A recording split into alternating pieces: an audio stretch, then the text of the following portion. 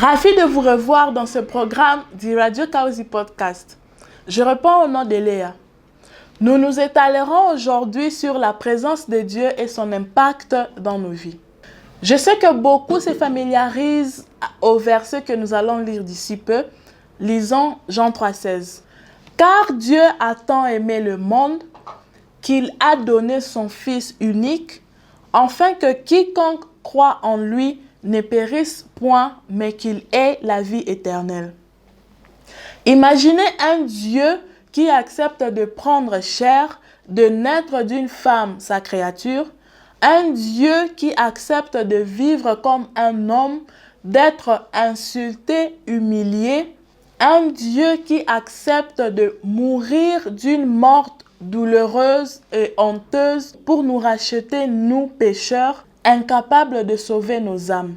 Pensez-y. Le salut est le fruit de la grâce et de l'amour de Dieu pour nous. C'est uniquement par sa grâce que nous sommes sauvés. C'est uniquement par sa grâce que nous avons le Saint-Esprit en nous et l'assurance de la vie éternelle. Nous ne sommes rien sans lui. Sa présence dans nos vies change tout.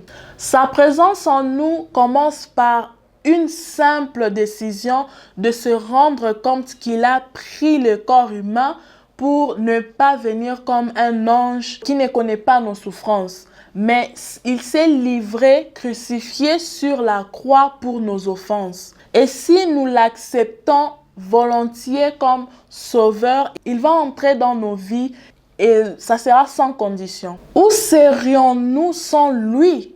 Il est un ami fidèle, un père merveilleux. Certes, la vie chrétienne est semée d'embûches, de preuves et de tribulations, mais avec lui en nous et à nos côtés, nous connaîtrons une paix et une joie incomparables. Malgré les épreuves et les tribulations, malgré le perte et le chagrin, il nous donnera la paix et la joie de vivre en lui. Il fera de nous un vin nouveau et nous pourrons vivre une vie heureuse et paisible ici-bas, en attendant la vie éternelle au ciel.